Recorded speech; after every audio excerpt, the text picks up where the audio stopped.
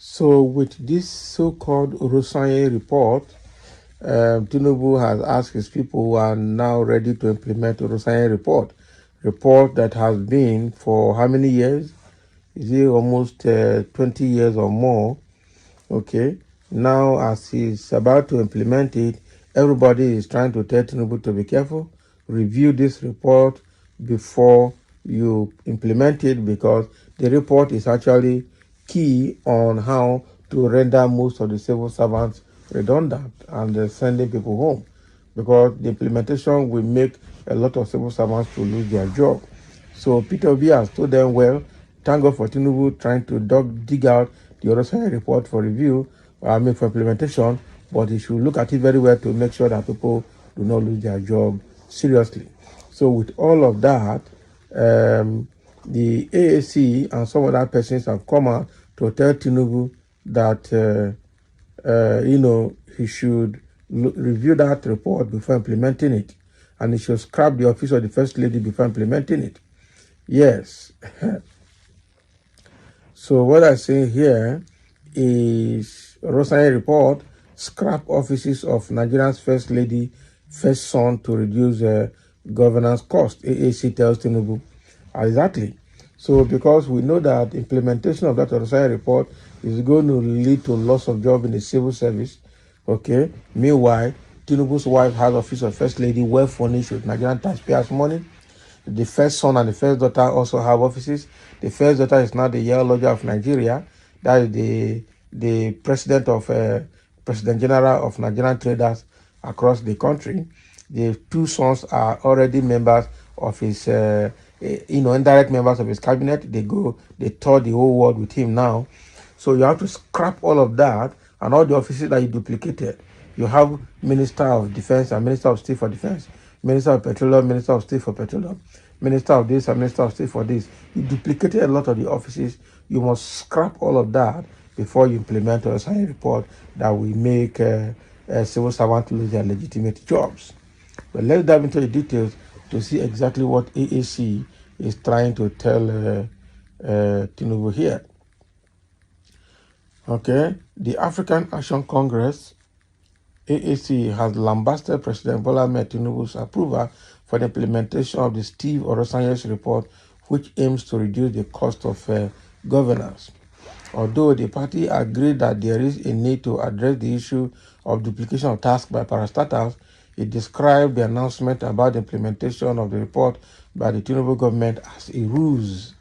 Okay, in a statement issued on Friday, the AAC recalled that the president recently subsidized or subsidized the pilgrimage commission with billions. Subsidized the pilgrimage commission with billions of naira. So in the statement, the party asked, how does that even make sense? Why should the government of a secular state be funding a religious trip? Okay, so in the statement signed by the AAC National Publicity Secretary, Femi Adeyeye, the party queried, how do you say you want to reduce cost of governance, yet fund unproductive parastatals, and your government has apparently created office of First Lady and that of the first son, and even that of the first daughter, the Yale Lodger of Nigeria. So that is a joke, the party maintained. Replying to a question asked by Vanguard newspaper, asking, please, we would like to know what you think. Should state government follow the example of the federal government now trying to reduce the cost of governance through implementation of the Orosanye report?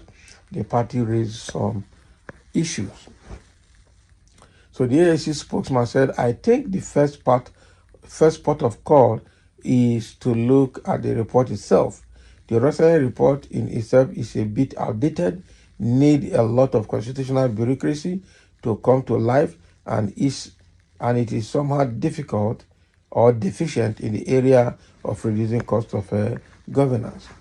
He added that any ideological person will know that it is just a means to reduce how much money is spent to cater for civil servants in MDAs.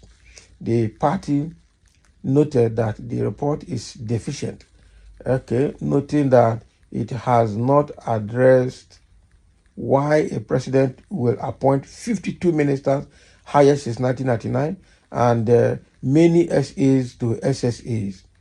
Okay, special assistants to something special assistants. Yeah? And how do you claim you are reducing a merging agencies, but you increase ministries? That is +2 minus 2, which is equal to 0. 2 minus 2.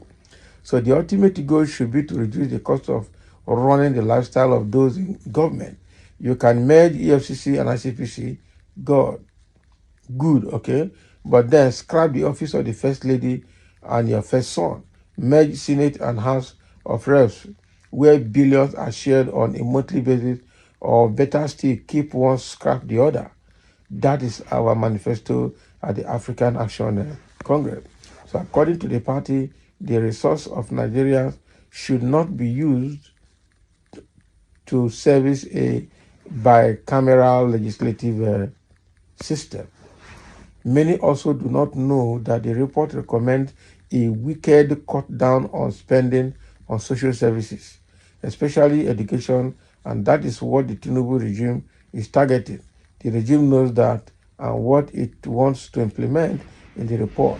Nigerians can't be fooled. Until this is addressed, the state of following what you call example of the federal government is defective.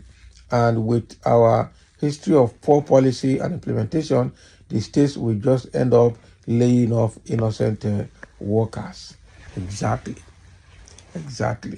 So with all of these, Tinubu will need to sit up properly to ensure that, the Orosanye report is properly reviewed. I think Femi Falana has said that report is outdated, and a lot of people are saying that report is outdated. You need to review it properly and see its applicability in the present day democracy and present day governance before you begin to implement it. Don't just wake up. I know that Tinubu sometimes makes some statements out of the blues just to appease people. He doesn't mean it. He won't do it. Because if you look at all the promises he has made since he came to power, we haven't seen any result. One of it is the student loan and student grant. We haven't seen any result. Another one is the CNG, compressed natural gas buses to ease transportation costs. We haven't seen that. Now, he has promised formation of state police. We don't know where we are on that. He promised, what they call it, minimum wage award. We haven't seen anything on that. So almost everything he's saying, we haven't seen anything on any of them. But he's going home and abroad, traveling around with taxpayers' money, enjoying affluence. How long are we going to continue like this as a nation? We can't produce, we are just consuming everything that we have. And somebody is saying you are on point, that AAC is correct. Is there an office of the first son? If there's no office of the first son, why is he joining presidential, what do you call it?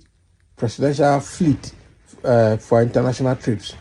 What has Tinubu's two sons got to do with the international trip that presidency is making? Or what about the first daughter that is not the ideology of Nigeria? So what is she enjoying from the father's government? We need to really understand what is happening here.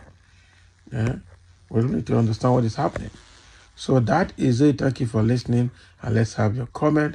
AAC has called on Tinubu to scrap the office of the first son and the office of the first lady before implementing the Orosanye report, even though the whole Nigerians are saying that report is outdated and need to be properly reviewed for its applicability before implementation.